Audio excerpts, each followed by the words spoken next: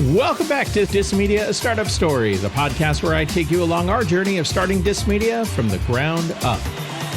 You get to hear all about our challenges and accomplishments as we either grow DissedMedia or go bust.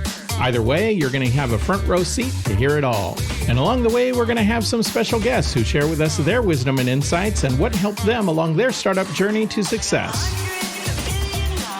So get ready as we get into it and try to help those get better at what they do.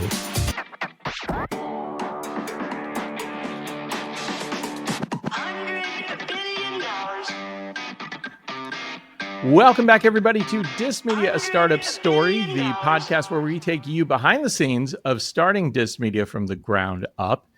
And, we've had a string of special guests. We're continuing that theme here again today. And part of many people's startup journey is fundraising, is getting your business out there for others to look at, to invest in, to get excited about. And doing that work is a lot of work in and of itself. A lot of times founders are buried in trying to raise capital and making those meetings and putting those decks together, doing the pitches, editing the decks for your audiences, all kinds of stuff like that. And then just the whole task of raising money can be a chore and can be challenging. And so a lot of times founders play this role as not just doing the work that started their company, but also doing the outreach for their company as well. Well, today, I'm happy to share that we've got somebody who has dedicated a good amount of time to making that process just a little bit easier for people. This is a gentleman who has founded now a couple companies, really kind of focused around this effort. We welcome to the show today, Robert Harary. Robert, how are you? Hey, thank you so much for having me. I'm doing great. Better now that I'm talking to you. Awesome. The introduction, talking about your two companies, really, because, we were talking here just as we were getting started. They're two companies that really kind of complement each other, Deco and Raisi. Give me a little background, like which one came first? What was the inspiration for it? Totally. Great question. I actually met my co-founder for Raisi because I made his deck out of Deco. Okay. The story there, and it might be helpful, just quick background. I've been a VC since I was 17 years old. And so I've dedicated a massive chunk of my life and all of my professional career to helping founders, either in the form of investing into them out of the VC firm I'm at, Evolution VC Partners, or angel investing in them personally. Some of the hits out of that are companies like OpenAI, Figure AI, Colossal, and a number of others. But then there's founders who are just coming to me with an idea, and I'm saying, hey, I'll help you incorporate your company and get this thing up and running. All that brought me to first originally launch Deco. I started Deco in 2020. Originally as a way to work with founders outside of my portfolio. My kind of wedge as a VC was always making decks for founders and helping them with that side of it. I have a weird passion for it, I'd say. I feel terrible for my girlfriend because she'll come home from work and I'll be like, look at this slide I made. And she's, wow, great job. And so I've always loved making decks. And so seemed like a good way to start to build some goodwill with founders outside of my portfolio directly. And I was getting into oversubscribed rounds because I had built their materials. And they were like, we wouldn't be oversubscribed on our round had it not been for your deck. So come in for whatever you want to come in for. So it was working for me as a VC. And so I started Deco in 2020. Fast forward, we've worked with over 300 something different companies now. It's 300, 320, something along the lines of that, different companies at this point. Across pre-seed to series alphabet soup, you name it, series E gone, and so on. So series A, series B, series C, and so on and so forth. Then one day I met this one founder who was advising this other company and said, hey, can I hire you guys to make a deck? I said, sure. I worked with them on it, built their deck out for them. And he came back to me and said, by the way, as a way to raise money for this company, I built out a small database of investors and I built this little outreach engine that reaches out to them. You should try it. It's working really well for me. And I did it. And I got a meeting with a partner at freaking Coastal Ventures, which is, yeah. And I was like, oh my God, like this works, dude. This really works. There's so many of these like consultants and stuff like that who promise the world about getting founders in front of investors and this and that. And this thing is just doing the thing. It's physically getting me in front of investors faster than I've ever been able to, not only as a founder, but as a VC. And so I said, dude, like, this is a business. We should start this. And he said, yeah, we should start this. We should do this together. And so we launched Raisi together in September of 2024, officially came to the market in January of 2025. So just this year. And together we had built and along with a really exceptional team, the single greatest way for founders to get in front of investors and raise money. We have this massive database now of over 100,000 investors. We're able to physically read and analyze all of their interactions with other companies we've worked with, which just gives us deeper data as to what actually makes an investor tick. And so that's been really valuable. And then from there, we scale founder outreach from the founder directly to these investors. And we set up thousands of introductions through this between founders and interested investors. I'm just pulling up the most recent data. We're recording this at 4:18 p.m. Central Time. We've already today set up 69 interested investor intros between founders and investors. That's 69 times today that a founder met an investor. The investor replied to their email, said, I'm interested in what you're doing. I'd love to set up a call. I'd love to find a time to meet. I'd love to see a deck. Here's what it takes to start the deal flow process with us, etc. And so this thing is working like a charm. Yeah, it's been really cool. That is incredible. So let me ask this. There's so much there. I feel like there's so much to unpack there. When you're redoing the outreach for investors, what are the different profiles of the companies that are doing this? You've mentioned that, you've helped people through several series, especially on the Deco end, helping people through several rounds of raise. But is there a threshold, that works best? Have you found any specific trends in the data that say, if you happen to be this kind of company, things move a little bit faster? Excellent question. So 1, yes. 2, there's a long tail answer here. So the short answer is traction, team, and product. These are the 3 things that I've noticed across the board. Get founders meetings with VCs. Now, you don't need all 3. The more, the better. But those are the 3 hooks that I've noticed get founders the meetings, traction, team, and product. And that makes perfect sense, right? Put on a VC hat and imagine you just got an email in and it says, we're making X amount in revenue doing ABC, right? We're doing 3.99 million in revenue and we're growing 2x year over year, building XYZ tool. I want to meet the guy who's doing that. You know what I mean? I want to meet the person who's behind that. I'm intrigued about that growth. Then next up is team. I recently, along with my girlfriend, Angel, invested into this company. She's building semiconductors in space. She has no product and she has no revenue, right? She is building, you have to build a semiconductor factory and then get it to freaking space, right? So it's going to be a second before she's making money off of that. But she's one of the people who built ChatGPT, right? I know that if anyone's going to figure out how to do something insanely hard, it's going to be her, right? And then there's other scenarios where it's just the product speaks for itself. Like when I did OpenAI, like that's a tool that I'm using and that everyone's using every single day. Yeah. It undeniably speaks for itself. And you'd be shocked, especially when we work with more like consumer brands and things like that. Out of this, what we notice is a lot of times when we conduct the outreach campaigns and we can see the interactions, we'll see people say, my daughter uses this. This is awesome. I love what you guys are doing. I'd love to take a meeting. So really traction, team, and product are the 3 things that I've noticed across the board do the best job of getting founders meetings with investors, especially cold. Now, again, you don't need all 3. Most companies don't have all 3. But those are the 3 that I've observed the most. What's funny about that order of things is you put product last and you put team ahead of even that. And one of the things that I feel is often talked about in investing, and I've been teaching college for 20 years now. Often when we speak in class about entrepreneurs and investors, the thing we try to reiterate the most to get people to understand, people are investing in you. They're investing in your capabilities and your skill, your ability to lead a team. And without even thinking about it, team is number 2. And the person leading all of that is number one, even ahead of product. And obviously having a good product to sell, even better. Let me ask you this, though. I want to talk about Deco for a minute as well. Hit me. So when you have this knack for wanting to put decks together, which I have to say, that's awesome, because there are a lot of people that is the worst thing. They hate it. They can't figure out what to put and what slides come first. And then when somebody says, yeah, can you revise this and, do X, Y, and Z, it's like the worst thing they can imagine. So Deco, what does it help people do the most to make this process easier?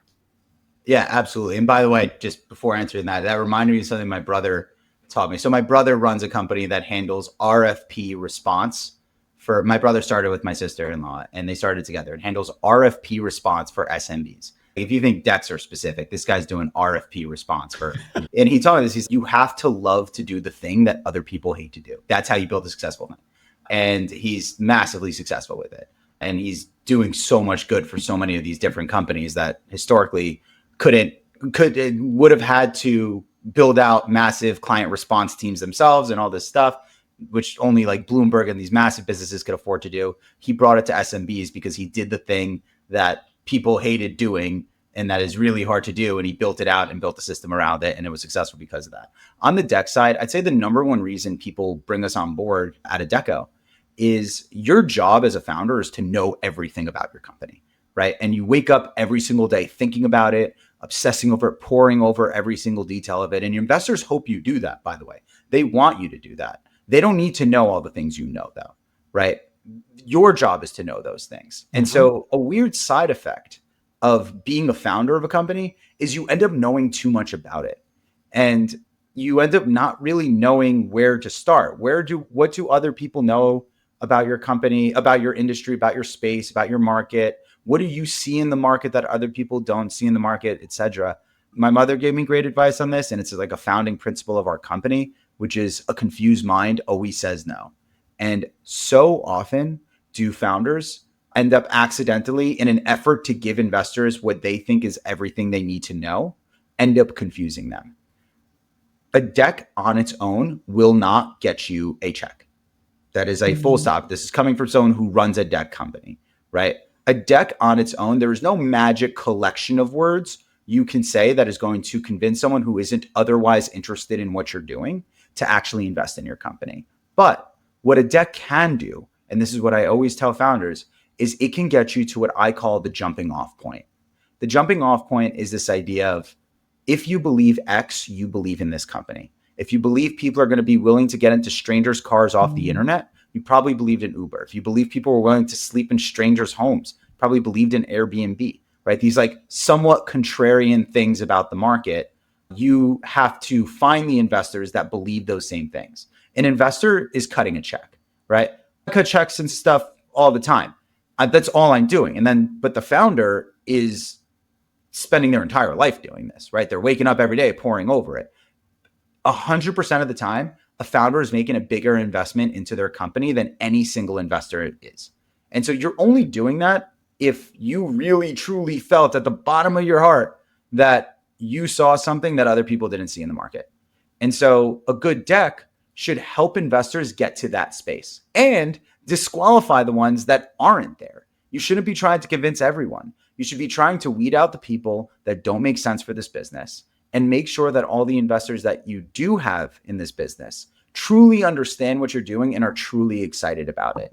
And so, the deck is almost like the jumping off point for a conversation, and is like the shared context that you and an investor will have about the company when you're speaking about your business. And so the best way to think about your deck is, what important context, super important, number one most important context, does an investor have to have about your company in order to have an intelligent conversation with you about potentially investing and being a partner to it? Their cash will get spent, probably faster than you thought it would get spent, but their equity will be there forever. So you really do need to make sure that whoever you're bringing in there truly, from the bottom of their heart, just like you, believes in what you're building and how you're building it. The deck helps them understand it as it currently stands, but should not try to be this like overly convincing document that's built for everybody. Instead, it should help the people who get it really get it and ask intelligent questions. And it should disqualify out the people who just don't believe in it. But more than anything, it should ensure that everyone who reads it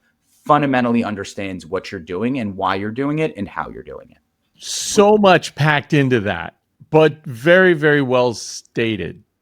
Because one of the things that we mention a lot, first of all, that, your deck has to be really your talking points, not necessarily the presentation. Like the speaker tends to be the presentation. Out of curiosity, I've just wondered. So, Guy Kawasaki, a very famous venture capital guy, one of the early people at Apple, he has this 10-20-30 rule when it comes to PowerPoint, for example. So he says no more than 10 slides, no more than 20 minutes long, no less than a 30-point font.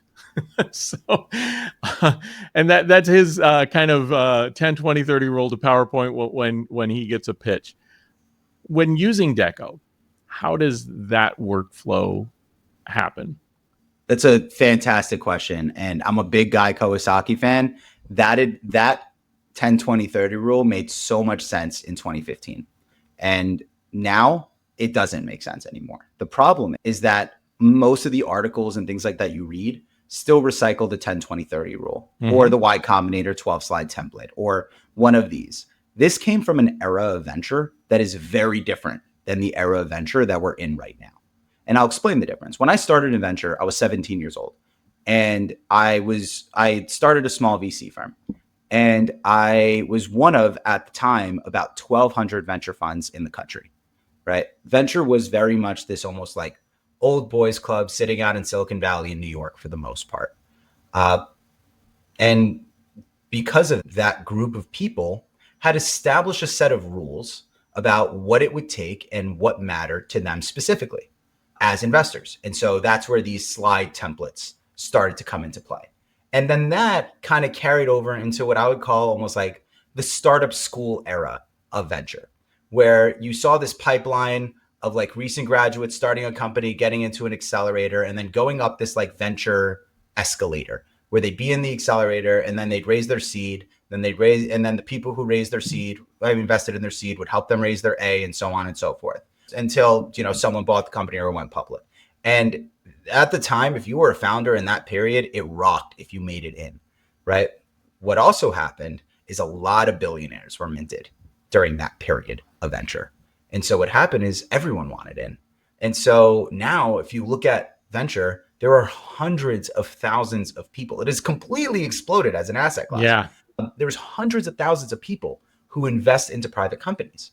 But it's not just in Silicon Valley and New York anymore, right? It's that family office out in Utah.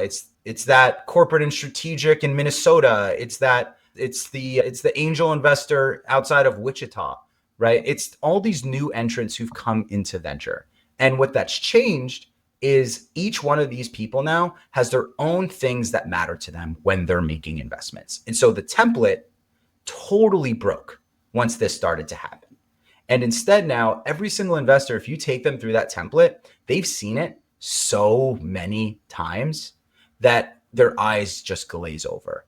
Instead, the best way to think about your deck now is we call it your key excitement factors, right?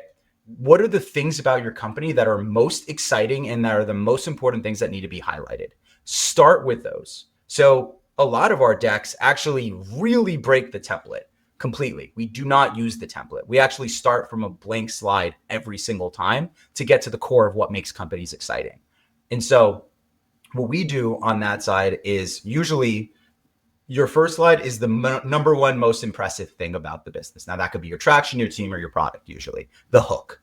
That buys you investor attention that they will then use to carry out throughout the rest of the deck. For the most part, investors are spending between 30 seconds and 3 minutes tops, like tippy tops on your pitch deck. Certainly on the first pass, it's closer to that 30 seconds. I probably, while recording this podcast, have probably gotten a couple pitches into my inbox, right? And I'll glance at them out of the corner of my eye, and I'll make a quick mental note about whether or not I'm interested in it or not interested in it. I cannot stress enough, that is the level of attention span you are dealing with as a founder when you're building these materials for investors. And when you're making the detailed leave behind deck, by that point, they should already have a ton of context about your business. And that should absolutely abandon the template, because at that point, they're making a real investment decision about your company. But for the most part, the template itself is starting to fail founders. Instead, lean into your key excitement factors. What are the things about your company that are most exciting? If it's you have killer revenue and you're growing revenue amazingly month over month or year over year, I want that on slide 1, bullet point 1. I remember this one company we invested in, we led their Series B, right? We led their Series B. Their first slide of the deck, it wasn't even on slide 1, bullet point 1. It was actually on the title slide. It said, company name, a story of $0 to $10 million in 18 months. Now, I got to know how that company did that. Like, I'm hooked. I'm in, right? And so, of course, I read through that whole thing. And that bought so much of my attention back and zoomed me right in to go do this. And so, how do I capture their attention? How long will this point I made keep their attention for? When do I need to recapture their attention to get them to the next phase of my deck? So maybe there's a company overview on the first slide. And that first slide includes a little bit of all three of those things, your traction, team, and product. Investors will then know which of those things matters to them specifically. You as an investor might care a lot more about team. I as an investor might care a lot more about traction, etc. And so I know what I'm looking for in a deal. So that first slide, give me a little bit of everything. Yes, it will all get repeated throughout the deck, right? This is where it gets weird, because your pitch is usually a sequence and a story. Your deck is not. It's a document, right? That investors are going to have their own UI UX for, and they're going to have their own experience working through. They see thousands of deals a year. They know exactly what they're looking for. Do not make it hard for them to find that information by burying your traction in slide 6, especially if you have sick traction. That should hook you early. And so on your first slide, you should include any one of your hooks, ideally all. Then from there, investors will know to dive into the deck because they know that information on that specific hook exists somewhere else in the deck. Robert, as you're explaining this, not only do you just have this down, like you're hitting on all of the important things a business needs to know to just prep themselves to be in that. I mean, putting the deck together, yeah, that's one thing. And I think your product that you have around raising money, but there's almost like a third element here, which is getting people to understand what they need to do to even prep for the information that goes into the deck. Yeah. That's why founders hire Deco, right? Because if there was a product for it, if you think about it, right, especially founders who are like super judicious with how they spend money, as they should be, you're never really competing with another product. You're almost always competing with the founder saying, can't I just do this myself if I put in a little extra time? And so the reason people hire Deco is not just for the deck, right? The reason you bring on Deco is you want to work with us on your story. And so the entire process with Deco is actually meant to help you completely prep for going into raising capital. We split the entire process into 3 sections: analysis, content, and design, right? And so on the analysis portion of the business, of the deck development process, what we're doing is getting to know your company in detail. It starts usually with a kickoff call or something like that. That is not what lines us up to make the deck. What we then do internally is put our heads together, put our VC hats on, say, what do we like about this company? What don't we like about this company? What do we need more clarity on from this company that we're not understanding about this company right now? And we turn all of that into a super detailed questionnaire that almost looks like a diligence request for founders. It's usually about somewhere between 25 and 35 or maybe even 45 questions, all about the company. And what it's meant to do is, one, confirm information and things like that, obviously, but more importantly, it's meant to challenge you. It's meant to help you anticipate the kinds of questions you could expect as you go into the fundraising process. The deck is just the work product that comes out of that, right? It's the physical embodiment of the work that we're doing together. But the real thing that you're getting out of Deco is this ability to be completely prepared to go raise capital, having your messaging, your story, and anticipating what the market will ask of you, all prepared before you go to speak to a single investor. So recently had Jason Fishman, who runs a company called DNA, Digital Niche Agency, and they do a lot of marketing to fundraisers. They do a lot of things with Reg CF, Reg D, making sure that companies have the proper filings, and then with that they go out and try and market to raise funds. Is that similar to what you do with Raisi, or are you guys? It sounds like you have a database of active investors, but in your explanation, it sounds like you actually do a little bit more of the outreach, the emails to set up meetings and such. Precisely. I actually have a lot of respect for the DNA team. I think that what they're doing is actually really good for the industry, and especially for Reg CF raises, they are incredible. Like I actually know founders who work with them. I actually spoke to one today who's worked with them. Nice. Yeah. And so they fit into a slightly different space in the market as us, and their model is slightly different than ours, significantly different than ours. And I think it's a great model for their customers. We actually don't do Reg CF, right? We're exclusively focused on institutional investors. Sure. Yeah. Right? The more traditional VC stuff. Precisely. And so for us, what we're doing is we're trying to monitor the institutional market as best as we can. That's our space that we're trying to own. Whereas they're much more focused on retail with Reg CF. And by the way, I love Reg CF raises because especially on the VC side, it is one of the best ways to show that you have a real community around what you're building. eFunder does a really good job at this by calling them community rounds rather than just calling them Reg CF. And it really helps better outline what the benefit is of that type of investment, right? It shows there is real commitment from my community, so much so that they are literally now shareholders into this company because they want to see it continue to exist so much. And so it can be extremely validating for what you're doing as a company. And so companies like DNA actually do a really good job on these Reg CF raises for that reason. On our end, we have no Reg CF investors on our platform. We're 100% focused on accredited and institutional investors. And so with that in mind, our database has over 100,000 of them, and we're able to see up-to-date signals from all of them. And we keep a tracker of like how many of the tier ones founders have connected with through this. We like to joke that like we've probably gotten more founders in front of Andreessen Horowitz than even Andreessen Horowitz has. It's been pretty incredible. The big difference is institutional investors, it's their job to invest in companies, right? They wake up every single day looking for companies to invest in. If they don't, they get fired, right? It is their job to invest into these companies. And so if your company is relevant to them, you've heard all of this BS about warm intros and how important warm intros are. A warm intro itself does not get you a check, right? Best case scenario, it gets someone who wouldn't have otherwise taken a meeting with you to take a meeting with you as a favor to their buddy, right? What really matters is the quality of your company. And if a company is relevant to an investor, it doesn't matter. And everyone forgets how they saw the deal for the first time. What matters to them is how the company actually how the company is operating on its fundamentals. And the difference is we are much more focused on these institutional investors, and they all live in their email. And so we just bring the deals straight to their email where they're spending all of their time anyways. And when relevant, they love it and they set up meetings. For context, in the beginning of this podcast, I said we had done 69 interested investor intros. Yep. Now up to 73. Right? So, it's funny, guy. I hear your phone. I've heard your phone buzzing a few times as we've been talking here, and that's it's like every time you hear the bell ring. That keeps me going.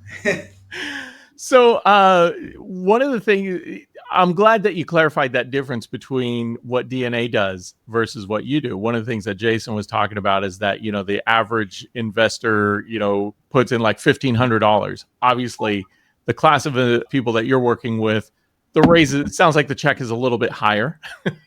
Right. For the most part. That in mind, then, when you're thinking about a company's product or even the revenue potential for a company, even if they're not necessarily at product stage yet, but they're raising to kind of ramp up to that. What are some of the long projections that you're looking at that get you interested, that say there's an opportunity here? I think we can help you as a company, even as you're putting things together. So there's some deals that I've angel invested in that I did not have my firm invest in, for example. And there's a reason for that, right? It's the way that these economics work behind the scenes, right? And so angel investors, right? In some cases, they're cutting $30,000 to $250,000 checks. Or if you go to Reg CF, they're cutting around $1,500 checks, right? Angel investors are individuals with a little extra capital to invest into companies, right? And they, one, don't have to invest into anything. It's not like they're debating between investing in your company and another company. They're probably like, do I invest in this company or do I go on a sick vacation with my family? Like they could spend their money on anything. The reason that they're choosing to invest in that company is for one reason or another, they have a personal relationship with that company. It could be a personal relationship with a team, right? I've had companies where, I mentioned it earlier, where I just really loved what the founder was all about and really respected the founder and knew that no matter what, they were going to figure it out. They could be a personal relationship with the problem the company is solving. Maybe you've personally experienced this. I know that a lot of health-related companies actually do really well on equity crowdfunding platforms because people have dealt with these health issues themselves, or a loved one has dealt with these health issues and they've been racking their brain wanting to make a difference in this. And finally, there's a company that gives them the ability to. So right? Or social proof, if you will. Yeah. And a desire perhaps outside of just the cash on cash return to want to do this. Now, of course, investors want to make money, right? You don't ever be fooled about anything else. It is not charity. An investor wants to make money. And as a founder, you are not like begging an investor to invest and give you a shot. What you're doing is inviting them into something that you think is going to make you a lot of money. So don't be shy about asking people about investing. Now, that's an angel investor. Let's go to the VC side now. VCs make money on what's called a 2 and 20 model. So let's say you have a $10 million fund. I'll just use that for example. Or let's say a $10 million fund. $10 million fund, you get 2% of that fund year over year to manage it. So $200,000 a year to manage that fund. That might sound like a lot of money. After you pay the lawyers, the analysts, the office space, the marketing costs, all the other stuff, chances are you're not walking home with any of it. And certainly not enough to just live off your management fees. But what happens if that $10 million turns into $110 million? So now there's $100 million in profit. The general partners of that fund walk home with 20% of those profits, $20 million. Now, here's the thing, right? Most of those investments are just going to fail, right? And this is like Power Law 101. Let's say $10 million fund, 100 investments, each one's $100,000, just for simplicity's sake, right? 9 million of that is going straight to zero, gone, right? It is going away. Venture is binary. The company either hits or it fails. There's no, I sold at a 20% discount to what I bought it at. It's not the stock market. It either hits or it fails. So 9 million of that portfolio, gone completely. Now, 700,000 or about 7 of those deals will probably return about the same amount that they put in. So they'll return $700,000. No profit, but no loss. 3 of those deals, let's say in this scenario, 3 of those deals will return the entire fund and then some, right? And so what that means is that you can't just make 2x your money on any given deal as a VC fund and call it a day.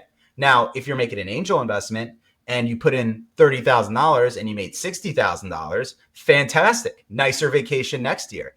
But if you're a VC, that is not going to be enough to return the fund. In other words, the VC will not make money off the fact that you 2x their deal or 4x their deal. They're banking that your company is not only going to return on itself, but also return enough to return and make up for all of the losses of the rest of the fund. So they're just looking for a fundamentally larger return profile than angels are. Now, if you're looking for institutional level money, but you don't think that you're going to be 40xing, 50xing this business, totally normal, by the way. Not every company has to do that. And it doesn't necessarily mean that you're going to be richer because you 40, 50x the company, considering that you'll probably have to give away most of your company to investors anyways. Like you'll make the same $10 million exiting a company for $20 million that you own 50% of than you would exiting a company for $200 million that you own 5% of, right? So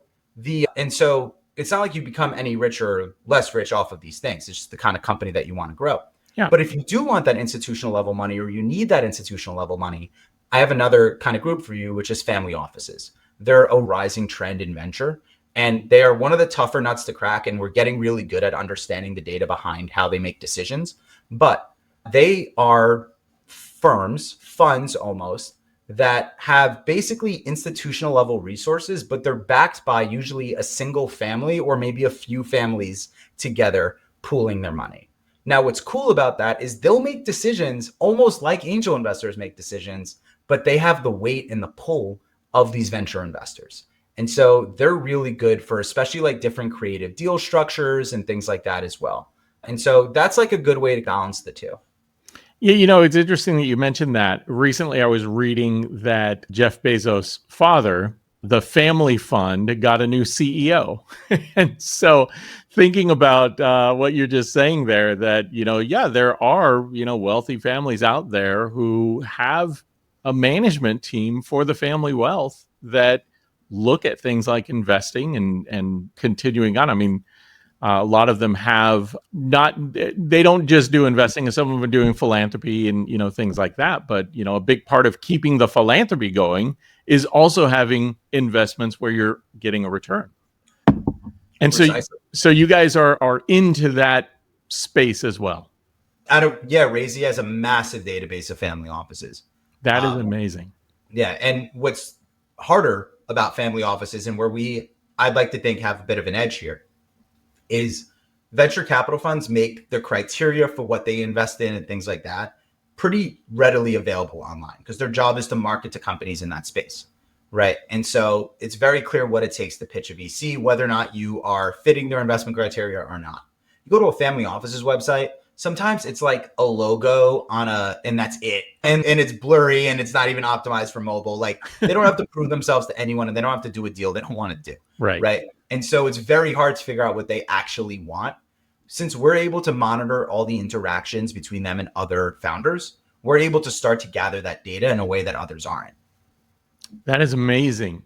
So let me ask you this. What is the thing that you've got two great companies that you're working with right now that you are cultivating and growing? What is the thing that you're most excited about with either of these two things that is making you want to jump out of your skin because you can't wait to get to it? Yeah, I feel like I'm living the dream. Like, as it currently stands, I would say the reason I got into this market in general is because, like, I am not a scientist. Like, I'm not good at it, right? I'd love to be, but I'm not. And I remember this like episode of, I don't know if you've ever watched the show Drunk History. Yeah. But it's one of my favorite shows. It's awesome. So it's the reason I actually got into this market is an episode of Drunk History. So it's the episode where they talk about Nikola Tesla versus Thomas Edison. Yep. If you get to thinking about it, those were just two startup founders at the time with alternative methodologies for a foundational technology. So Edison was direct current, right? That was his tech.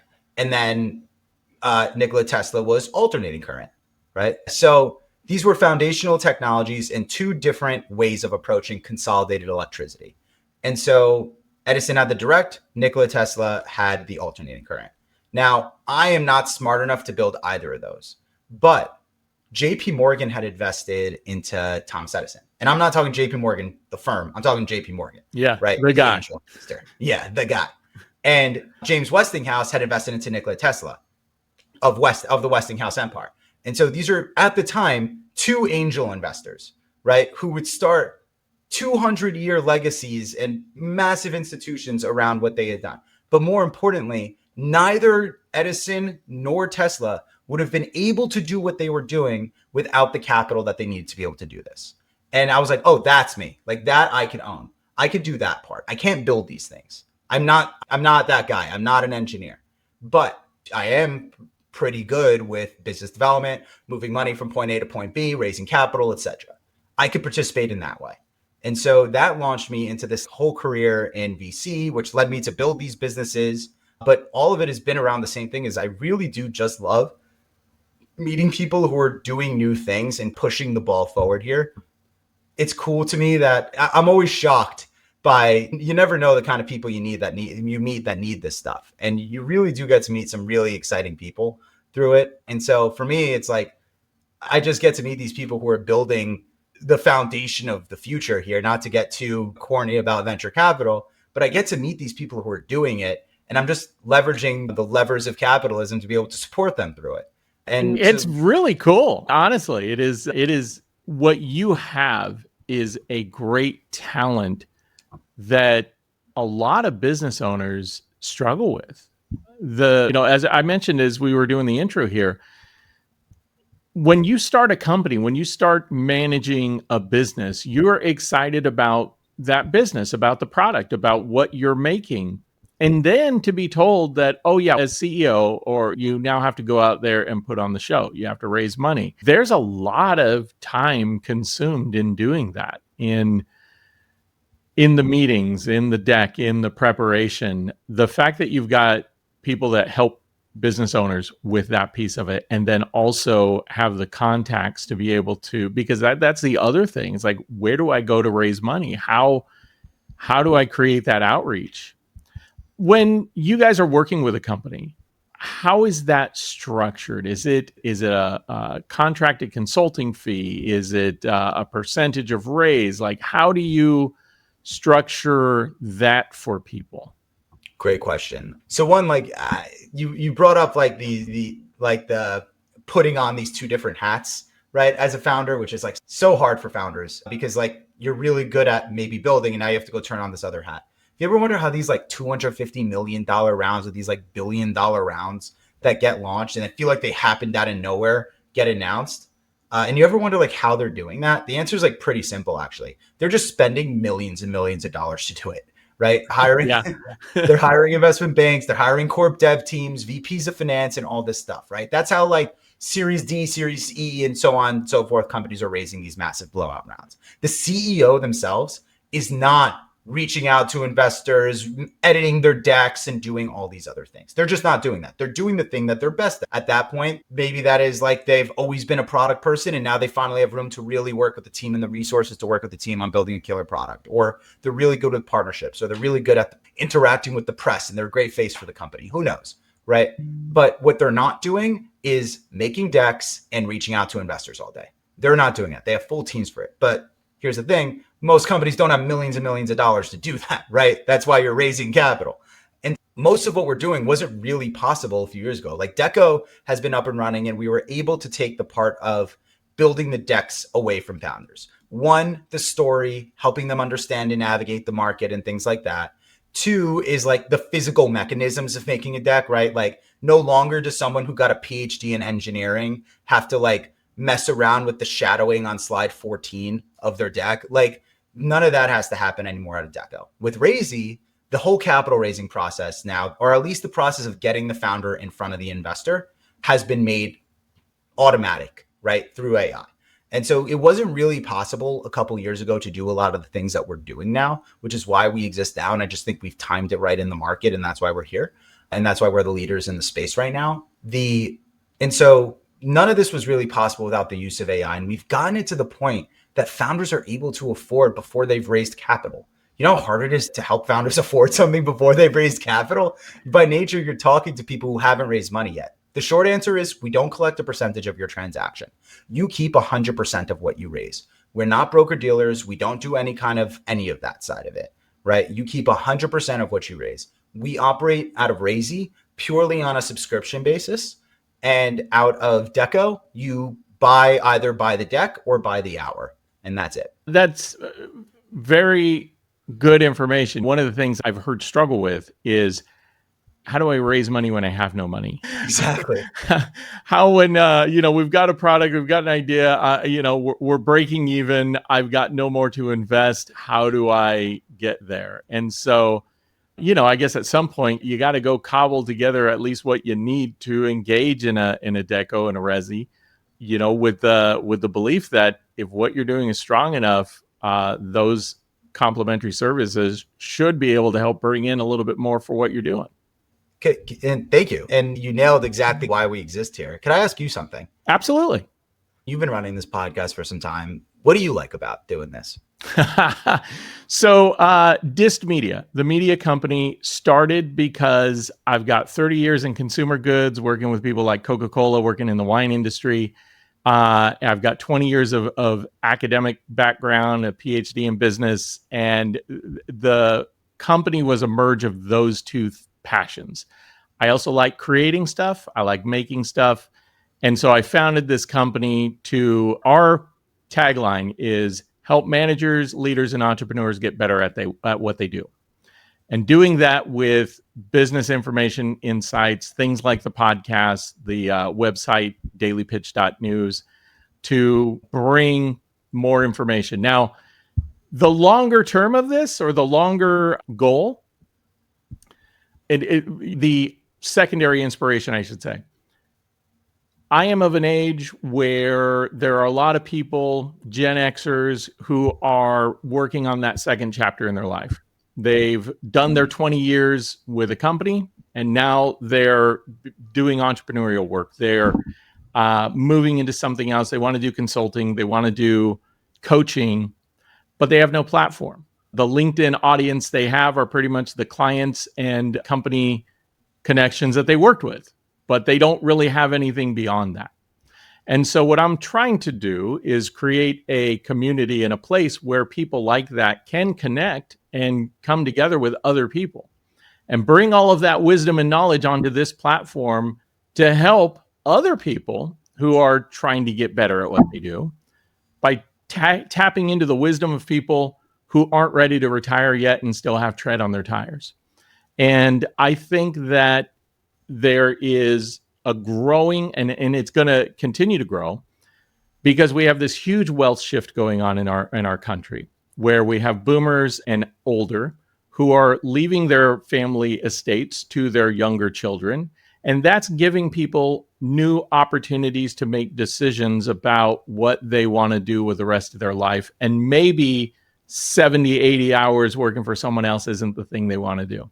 Right. So they want to do something new. They don't know where to start, and they need some boost to getting there. And so that's really the formation of what we're doing. And I'm building out learning platforms, podcasts, websites, trying to support that audience. I love that. My mom talks about this. She calls it like that in life, you really have about 3 acts, she says. And I'm not counting 0 to 10 where you're learning not to poop your pants, right? Right. I'm not talking about that period. But like, you think about the first act of your life, that's when you're building, right? That's when you're like doing those long hours in the middle of the night, working for someone, trying to build a name for yourself, doing that whole side of it. Then your second act, which it sounds like where you really fit in, is the moment where you've built, now you're supporting people, right? This is where you're raising your family, or you're mentoring new people, or you're hiring new people yourselves. You're like ushering in that new group of people alongside it. And then the third act is where you get to enjoy these things now. And that's when you're retiring, and that's when you're seeing your kids have kids and all the other stuff like that. And it sounds like you're really building for that like second act, which I really like. Yeah, and I will say this is just my approach to things. I recognize not everybody is this way, but I have no plans to retire. I think if you love what you do and you get a lot out of it and you enjoy it, I think working keeps you sharp, and there's always new things to learn. I personally don't ever plan to retire, but I understand that people do want to relax. I don't know what that is, but oh yeah, no. If you met my mom and dad, they have no intention of retiring either. My grandpa lived to be 104 years old, and he ran a jewelry store in Florida, and he was in that store selling until the very, very end. Yeah. And I think it's part of the reason he lived to 104, right? It kept you sharp. It gave you something to go wake up to and go. It gave you something to do every day and a purpose and something to look forward to. Maybe it's just like landing that big sale or whatever, but it's something, right? And it keeps you going, and it keeps you sharp, and it keeps you on your toes, and it keeps you present. Yeah, I think at the end of the day, people need purpose-driven work. And my own story, like I don't come from a family that had a lot of money. They didn't go to college. They didn't have fraternities or connections or anything like that. And, part of my mission is to help people get there faster than I did. And, at the end of the day, the only way this stuff works is when you share it with other people and help them, again, get better at what they do. So yeah, that's kind of my personal drive and mission and why I do this. So yeah, I mean, it's a lot of fun. And honestly, I think what you all do there, tremendously helpful for businesses and organizations, because I can't tell you, and I've even, worked with some organizations, consulted with people that have great idea, have great products, have challenge with getting to that next level. And my God, if even 5 years ago, if there was a better understanding of how to tap into what people like yourself do, the number of people I know who would have benefited from that, even from like the team over at DNA, the small businesses who just don't understand how to raise capital, that little bit could just keep their businesses going. And part of that is because the network they have, they just aren't tapped into the people that they need to be tapped into. They don't know how to access those circles. And it sounds like, you guys kind of break that down a little bit for people. We try to. And the last thing I'll leave on that is we don't sell access, right? We are in a group of hidden circles that like we claim to own and that we claim to know and all of that, right? VCs know those types of people, by the way, and they don't trust deals that come from them. So if someone's telling you I have a proprietary network of investors who come to me for trusted deal flow or something like that, run away, right? Because VCs know that signal is they're getting paid to make that intro. A paid for warm intro is not a warm intro. What we've realized over time is that fundamentally venture is like a math equation. Raising money is a math equation. You put the right founder in the right room with the right investors enough times, the round closes, right? For every single company, any one of those inputs will change, right? What is the right investor? How many times do I have to get in front of those types of investors, et cetera? How many rooms do I have to be in? And so on and so forth, right? And so for every single company, those things will change. But fundamentally, that is the algebra, right? The right founder, the right investor, the right rooms for the right amount of times, you close the round. And so that's how we built that company out. No, and thank you for that. That's an important clarification. I don't want to give the impression at all that you guys are doing that, and I 100% agree with you. That is, I've encountered a few of those things, or people trying to approach me and say, "Hey, give me some money and I'll introduce you to some people." Not really the way to go about it. Exactly. So, Robert, real quick, before we break into where we can catch you, you'd mentioned that you're working on a book. Yeah. Tell me a little bit more about that. Yeah, definitely. So the book is called Raising Money, The New Rules of Venture Capital. You've heard a lot from me today on raising money, how venture works, etc. I am just one touch point. So what I did is I teamed up with someone named Django Degree II from Focus on Words. And together, along with the team at Raisi and Deco, we started interviewing VCs. A bunch of them, but we've interviewed VCs, LPs, family offices, founders who've raised capital, angel investors, and so many more to get to hear their perspectives about where venture is. You heard me kind of mention at the beginning of the podcast how much venture has changed in the last 10 years, 11 years. This book is meant to give you a real tactical rule book and guide to be able to navigate the market today and raise money in today's market. So the book's called Raising Money, The New Rules of Venture Capital. We're expecting it to come out in the next couple of months here, and pre-orders are now officially open at raisingmoneybook.com. Maybe when the book comes out, we can have you back and tell us a little bit more about it and go a little more in depth about it.